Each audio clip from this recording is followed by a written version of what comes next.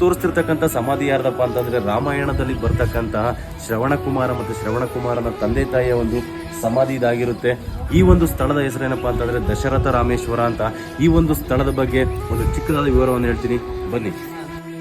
ಪುಣ್ಯಕ್ಷೇತ್ರಗಳ ದರ್ಶನಕ್ಕಿಂತ ಶ್ರವಣಕುಮಾರ ತನ್ನ ವಯಸ್ಸಾದ ತಂದೆ ತಾಯಿಯನ್ನು ಅಡ್ಡೆಯಲ್ಲಿ ಹೊತ್ತು ಕಾಡಲ್ಲಿ ಸಾಕ್ತಾ ಇರ್ತಾರೆ. ಮಾರ್ಗ ಮಧ್ಯದಲ್ಲಿ ತಂದೆ ತಾಯಿಗೆ ಬಾಯಾರಿಕೆಯಾದ ಕಾರಣ ಇದೇ ಸ್ಥಳದಲ್ಲಿ ಇರಿಸಿ ಪಕ್ಕದಲ್ಲೇ ಇದ್ದಂತ ಕೊಳದಲ್ಲಿ ನೀರು ತರೋಕ್ಕಿಂತ ಶ್ರವಣಕುಮಾರ ಹೋಗ್ತಾರೆ. ಅದೇ ಸಮಯಕ್ಕೆ ದಶರಥ ಮಹಾರಾಜರು ಕೂಡ ಬೇಟೆಗೆಂದು ಅದೇ ಸ್ಥಳದಲ್ಲಿ ಇದ್ದಂತ ಒಂದು ಮರದ ಮೇಲೆ ಕೂತಿರ್ತಾರೆ. ಶ್ರವಣ ನೀರನ್ನು ತುಂಬುವ ಶಬ್ದವನ್ನ ಕೇಳಿ ಯಾವುದೋ ಪ್ರಾಣಿ ಇರಬೇಕು ಅಂತ ಹೇಳಿ ಬಾಣವನ್ನ ಹೂಡ್ತಾರೆ. ಸ್ಥಳದಲ್ಲೇ ಶ್ರವಣಕುಮಾರ ಪ್ರಾಣ ಬಿಡ್ತಾರೆ. ನಂತರ ದಶರಥರಿಂದ ವಿಷಯ ತಿಳಿದಂತ ಶ್ರವಣಕುಮಾರನ ತಂದೆ ತಾಯಿಗಳು ಇಲ್ಲೇ ಮರಣ ಹೊಂದುತ್ತಾರೆ. ಆ ಮೂವರು ಮರಣ ಹೊಂದಿದ ಒಂದು ಸಮಾಧಿಯನ್ನ ಇಲ್ಲಿ ನಾವು ನೋಡಬಹುದು. ಈ ಒಂದು ಸನ್ನಿವೇಶ ನಡೆದಿರತಕ್ಕಂತ ಒಂದು ಈ ಜಾಗವನ್ನ ದಶರಥ ರಾಮೇಶ್ವರ ಅಂತ ಹೇಳಿ ಕರೀತಾರೆ. ಈ ಒಂದು ಸ್ಥಳದಲ್ಲಿ ದಶರಥ ಮಹಾರಾಜರು ಶಿವಲಿಂಗವನ್ನ ಪ್ರತಿಷ್ಠಾಪನೆ ಮಾಡಿದ್ದಾರೆ. ಪ್ರಭು ಶ್ರೀರಾಮರು ಸಹ ಇಲ್ಲಿಗೆ ಭೇಟಿ ಕೊಟ್ಟಿದ್ದಾರೆ ಅಂತ ಹೇಳಿ ಇತಿಹಾಸ ಇದೆ. ಎಲ್ಲರೂ ಒಂದ್ಸಲ ಭೇಟಿ ಕೊಡಿ, ನಮ್ಮ ಇತಿಹಾಸವನ್ನು ಉಳಿಸಿ ಅಂತ ಕೇಳ್ಕೊಳ್ತಾ ಇದ್ದೀನಿ. ಎಲ್ರಿಗೂ ಒಳ್ಳೆಯದಾಗಲಿ.